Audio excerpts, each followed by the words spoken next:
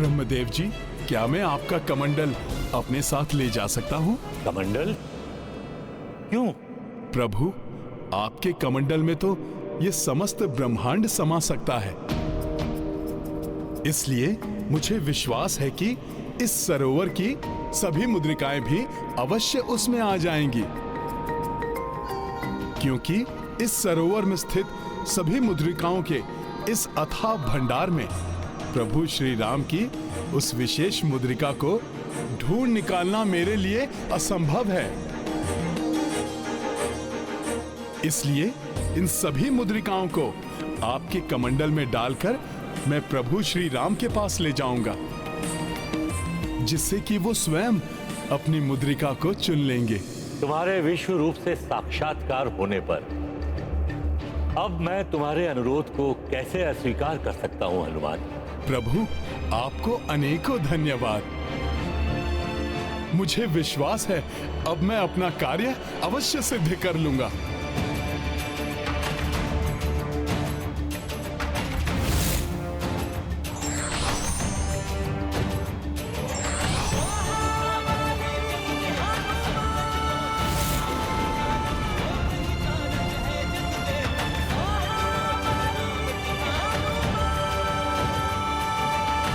हनुमान को दिया आदेश के पीछे मात्र आपकी एक इच्छा है या अन्य कोई बड़ा कारण? लक्ष्मण, हनुमान यहाँ आते ही होंगे। उनके आने पर तुम स्वयं समझ जाओगे।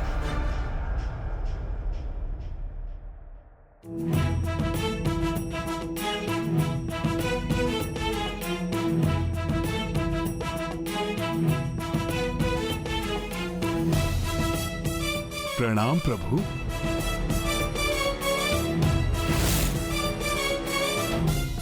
हनुमान जी, आपको तो भैया ने मुद्रिकाएं लाने के लिए भेजा था, परंतु ये कमंडल क्यों उठा लाए?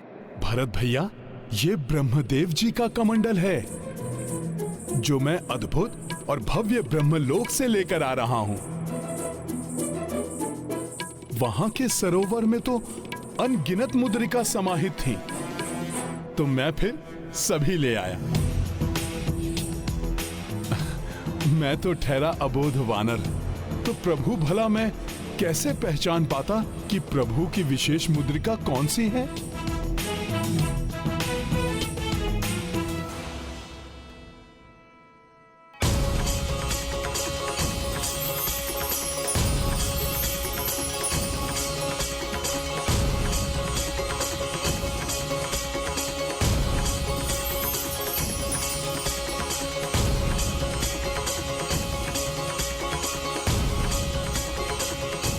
लीजिए प्रभु, अब आप स्वयं पहचान लीजिए कि वो कौन सी मुद्रिका है जो आपने माता सीता के लिए भेजी थी।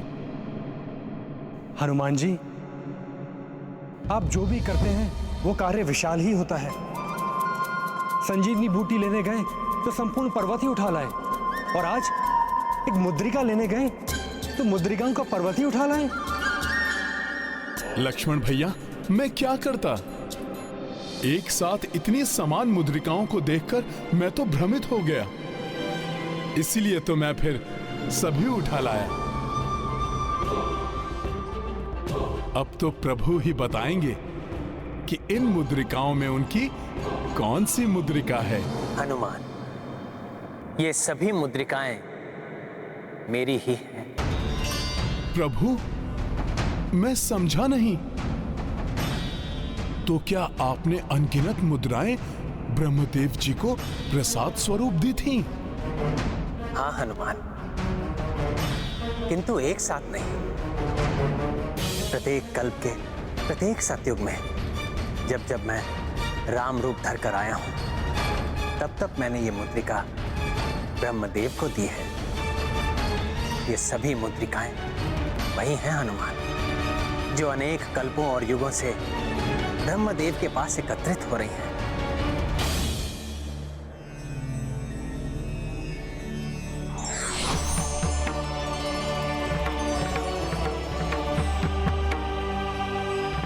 हाँ हनुमान, ये सभी मुद्रिकाएं प्रभु श्री राम की ही हैं।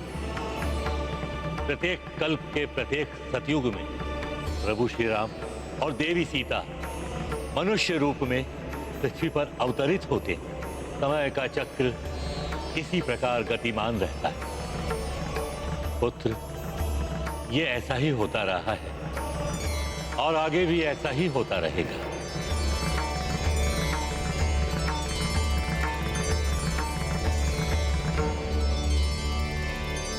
कहो हनुमान, क्या अब भी तुम यही कहोगे कि मुझे जल समाधि नहीं लेनी चाहिए, जबकि इस युग में समय पूर्ण हो चुका है मेरा। अब तो आगामी कल्प में मेरा पुनः आगमन होगा। मैं समझ गया प्रभु।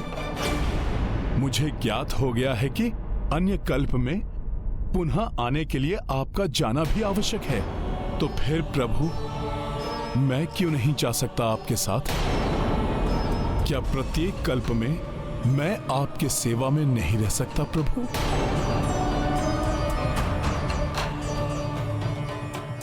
अवश्य रहते हो हनुमान।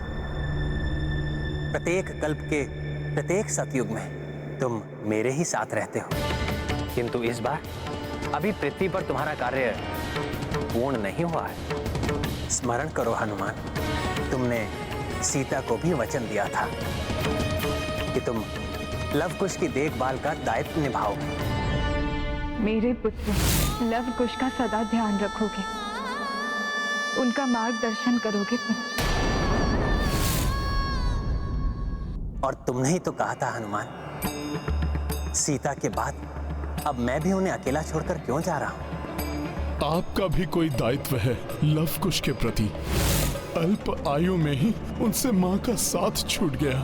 अब तो वो पिता की छत्र छाया से भी वंचित हो जाएंगे। मैं उन्हें तुम्हारे भरोसे छोड़कर जा रहा हूं हनुमान।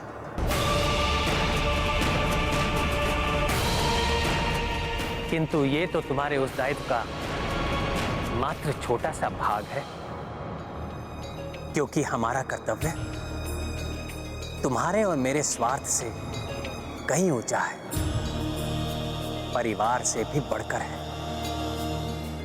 हमारा कर्तव्य तो समस्त संसार के प्रति है हनुमान। मेरे आदर्शों के साथ राम नाम की महिमा को भी स्थापित रखना है तुमने। भक्त बनकर तुमने मेरी बहुत सेवा की है हनुमान। अब जगत की सेवा के लिए भक्त से भगवान बनना है तुम्हें।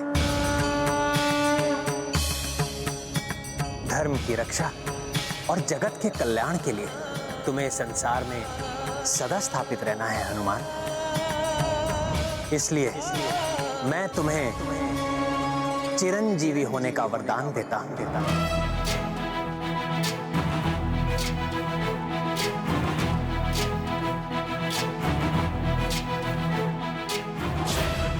ज्ञान गुण सागर जय कपीस दिवलोक उजागर, जय हनुमान ज्ञान गुण सागर जय कपीस दिवलोक उजागर।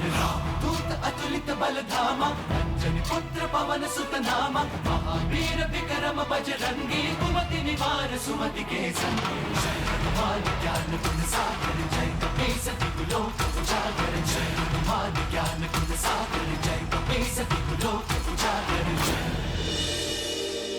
परंतु प्रभु, आप मुझे ऐसा वरदान ना दें जो मुझे आपसे ही विलग कर दे। प्रभु, मुझे तो बस आपकी सेवा करने की ही इच्छा है। आप मुझ पर इतनी ही कृपा करें कि आप जहां भी रहें, आपके सेवक और भक्त के रूप में मुझे आपका सानिध्य प्राप्त हो। प्रभु, मेरी भक्ति का अधिकार तो तुमसे कोई नहीं छीन सकता हनुमान।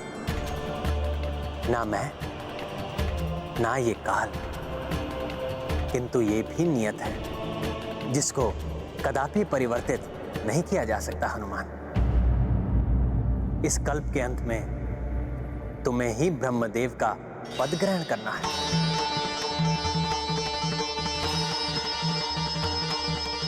प्रभु, मैं सृष्टिकर्ता ब्रह्मदेव जी के स्थान पर स्थित होऊंगा? प्रभु, मैं तो मात्र एक वानर हूं। अपनी वानर बुद्धि से मैं ब्रह्मदेव जी के पद का कर्तव्य का निर्वाह कैसे करूंगा प्रभु? जब तुम ब्रह्मलोक गए थे हनुमान, तो वहां तुम्हें कोई विशेष अनुभूति नहीं हुई थी क्या? हाँ प्रभु, वहां जाकर वहां से एक विशेष संबंध और वहां के प्रति आकर्षण का अनुभव तो मुझे प्रभु अवश्य हुआ था। क्योंकि शीघ्र ही ब्रह्मलोक तुम्हारे ही अधीन होने वाला है। प्रभु, आपके सेवक से बढ़कर मेरे लिए तो कोई और उपाधि है ही नहीं प्रभु। और मैं भला ब्रह्मदेव जी का स्थान कैसे ले सकता हूं, जब ब्रह्मदेव जी स्वयं यहां उपस्थित हैं? हनुमान, इस कल्प के साथ मेरा भी कर्तव्य पूर्ण होगा और उसके बाद ब्रह्मदेव के पद का उत्तरदायित्व तुम्हारा ही होगा। तुम ही भावी ब्रह्मदेव हो हनुमान।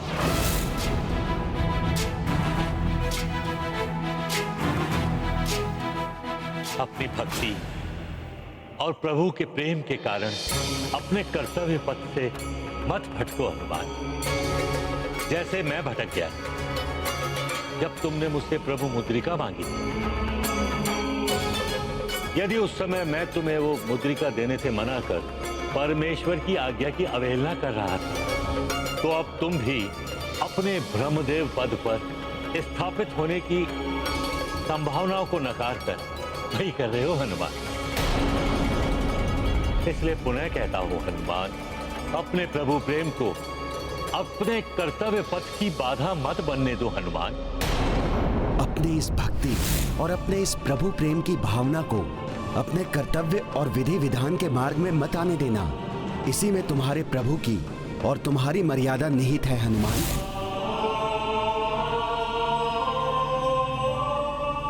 और ये भी ध्यान में रखो हनुमान कि ब्रह्मदेव की उपाधि पाना ये तो एक श्रेष्ठ और उत्तम दायित्व है। सृष्टिकर्ता होने का दायित्व तुम्हें किसी की कृपा से नहीं, बल्कि तुम्हारे अपने तप से, अपने कर्मों से प्राप्त होने वाला है। इसलिए अपने इस कर्तव्य को स्वीकार करो।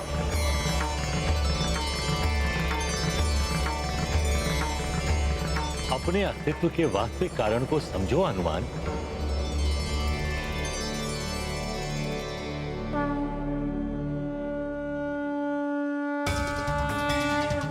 अपने अंतर की गहराई में जाकर इस सत्य को स्वीकार करो रुद्रांश, कि तुम ही भावी ब्रह्म।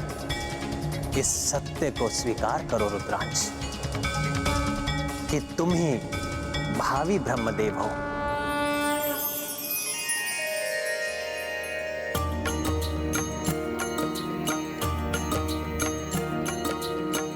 कल्प समाप्त पे हो कबीराई, ब्रह्मदेव बोले रघुराई। देवता यक्ष मुनि गंधर्वा, तरस किए वानर मुखी ब्रह्मा। सिया राम जय हनुमान, राम सिया राम जय हनुमान।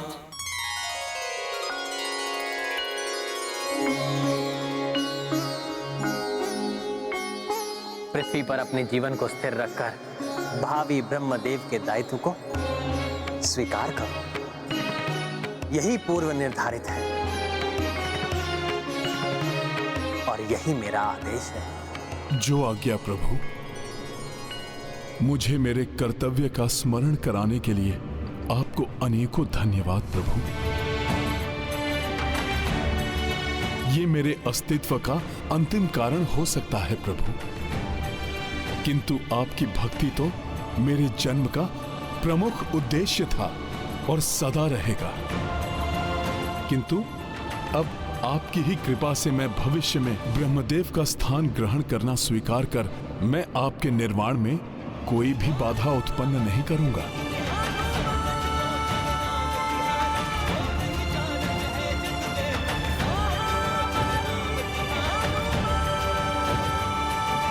तुम्हारा कल्याण हो हनुमान।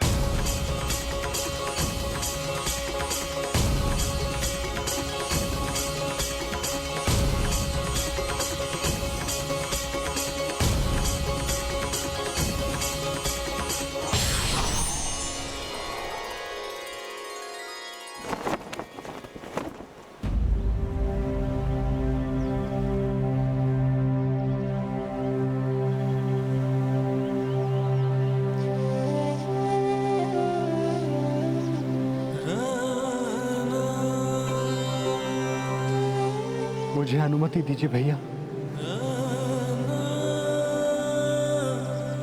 मैं आप सभी भ्राताओं का कृतज्ञ हूँ। भ्राता रूप में आप सभी का साथ पाकर मैंने एक अद्भुत जीवन व्यतीत किया है।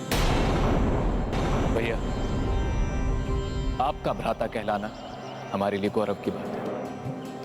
हम धन्य हैं, हमारा जीवन धन्य है कि हमें आप जैसा भ्राता मिला।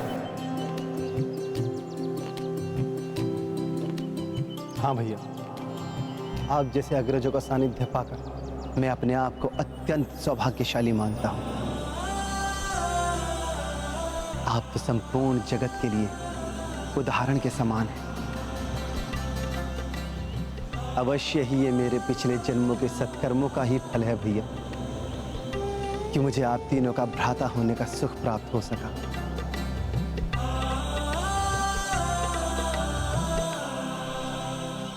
मेरे पास तो शब्द ही नहीं है, क्या कहूं मैं। जब भी तुम तीनों को देखता हूं तो मुझे अपने बचपन के दिन स्मरण हो आते हैं, जब हम नन्हे बालक थे। तब से अब तक मेरा साथ देने के लिए, मनुष्य रूप में मुझे इतने सुख देने के लिए, तुम जैसे 3 विलक्षण भ्राताओं का बड़ा भाई कहलाने का सौभाग्य देने के लिए मैं तुम तीनों का कृतज्ञ हूं।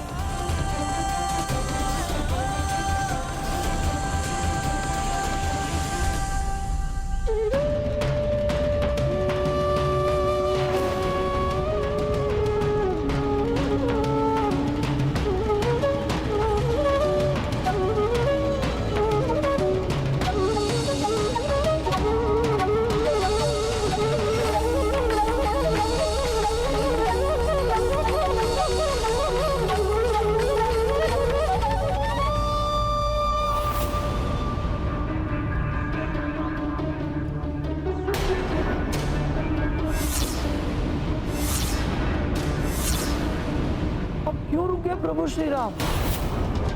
प्रभु श्री राम ने मनुष्य रूप में अवतार लिया, तो उसके बंधनों से इतनी सरलता से मुक्त होना उनके लिए भी कहां संभव है। हाँ देवेश्वरी, मनुष्य का सबसे बड़ा बंधन है मोह, और प्रभु श्री राम को तो एक ही मोह है।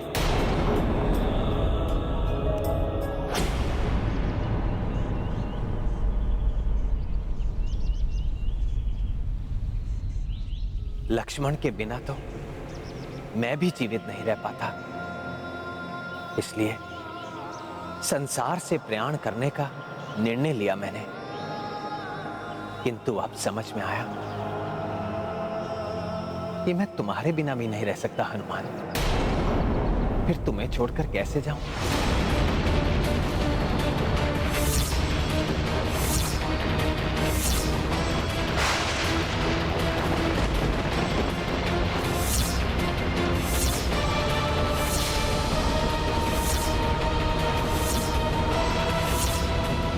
ये क्या कह रहे हैं श्री राम? कहीं मोह माया में फंसकर कोई भूल ना कर बैठे। अगर ऐसा हुआ तो अनर्थ हो जाएगा। ये है रामायण, रामचंद्र गुण धाम की, सब सुधि जन करिए कथा श्रवण श्री राम।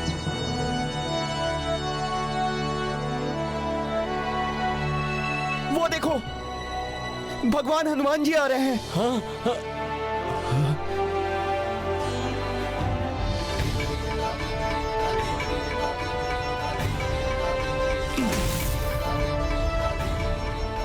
हनुमान जी।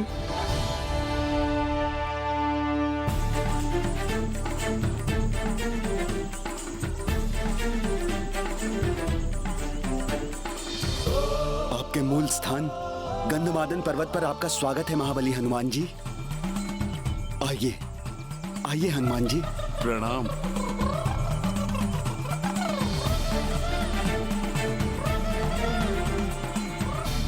हनुमान जी, अपना ये स्थान ग्रहण कीजिए।